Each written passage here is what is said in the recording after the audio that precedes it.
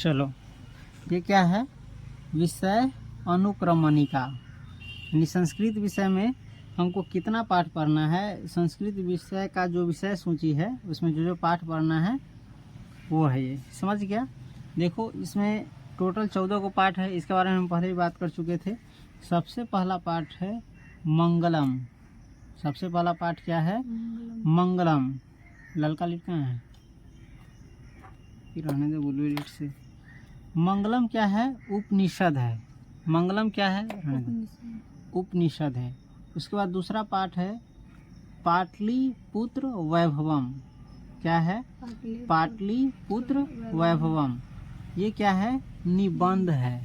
ये क्या है? निबंध है। संस्कृत में है तो निबंध लगा दिया हुआ है, ये दोनों विसर्ग दे करके, ठीक है। पाटलिपुत्र वैभवम क्या है? निबंध है। उसके बाद तीसरा पाठ है अलस कथा। तीसरा पाठ का नाम क्या है? अलस कथा, यानी आलसी व्यक्ति के बारे में इसमें कहानी है। अलस कथा क्या है? पुरुष परीक्षातः कथा है। अलस कथा क्या है? पुरुष परीक्षातः कथा है। उसके बाद है संस्कृत साहित्य लेखिका। संस्कृत साहित्य में जो जो लेखिका हुई है उसका कुछ इसमें परिचय है। चौथा पाठ क्या है? संस्कृत साहित्य लेखिका। ये भी क्या है? निबंध है। निबंध है, इसको पढ़ेंगे। उसके बाद है भारत महिमा। कौन सी है? भारत महिमा। भारत महिमा क्या है? पद्यानी है। क्या है?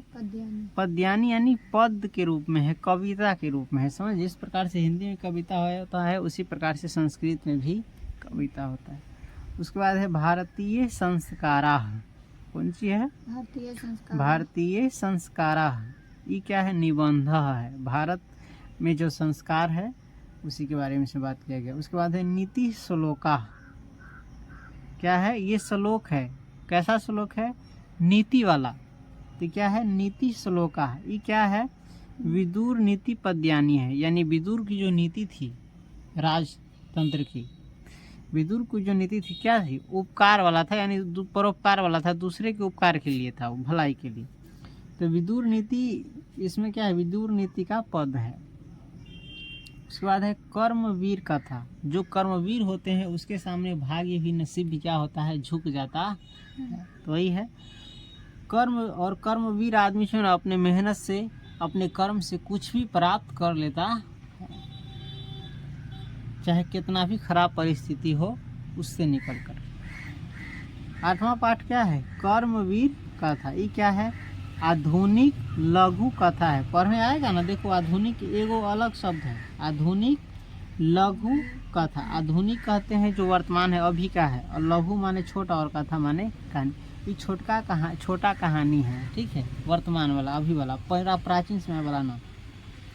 उसके बाद 9वां पाठ है स्वामी दयानंद। 9वां पाठ क्या है? स्वामी दयानंद। पढ़ने आ जाएगा ना अब देख देख करके।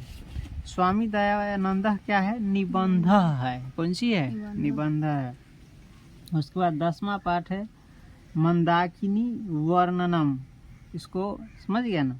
मंदाकिनी वर्णनम, यानी इसमें मंदाकिनी नदी के बारे में वर्णन किया गया है, कहा गया है।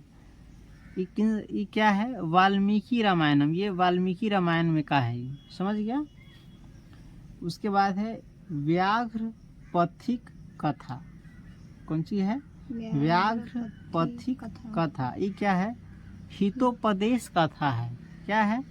हितोपदेश कथा। व्याघ्र माने होता है बाघ, और पथिक माने होता है जो रास्ता चलने वाला राहगीर हो, आदमी हो, उसे, और कथा माने कहानी। इसमें क्या है? कहानी किसके बारे में? एगो बाघ के बारे में, एगो पथिक यानी रास्ता पर ना आदमी चलता है उसके बारे में, और ये क्या है? हितोपदेश, यानी ऐसा कथा है जो लोगों के हित में है ना, उसकी भलाई के लिए है, उसको उपदेश देने के लिए ये कथा यानी कहानी है। कहानी सिर्फ मनोरंजन के वस्तु नहीं होती है, उससे कुछ सीखने को भी क्या होता है? मिलता है, और उसे सीखना भी चाहिए। उसके बाद है कर्णस्य दानवीरता। कौन सी है? कर्णस्य दानवीरता, यानी कर्ण क्या था? दानवीर था, सबसे बड़ा दानी था दुनिया में आज तक, है ना, इससे बड़ा दानी कोई नहीं। कर्णस्य दानवीरता क्या है? नाटकम है। कौन सी है? हिंदी में इसी को लिखता नाटक। समझ गया ना, म हटा के, तो समझ गया। उसके बाद है विश्व शांति। विश्व शांति क्या है? निबंध है। विश्व शांति जानता ही है, आजकल देखो दुनिया में हर जगह क्या चल रहा है, युद्ध चल रहा है, लड़ाई चल रहा है हर जगह, तो ये विश्व के शांति के बारे में ही निबंध है। उसके बाद है शास्त्रकाराः। कौन सी? शास्त्रकाराः। ये क्या है? वार्तालाप है। कौन सी है? वार्तालाप नहीं है, वार्तालापः है, ख लगा देता है संस्कृत में, यानी ये बातचीत है। समझ गया। तो इस प्रकार से संस्कृत में हमको जितना पाठ पढ़ना है हम जान गए। समझ गए। चलो अब हम आगे की वीडियो में जानेंगे मंगलम पाठ के बारे में। समझ गए।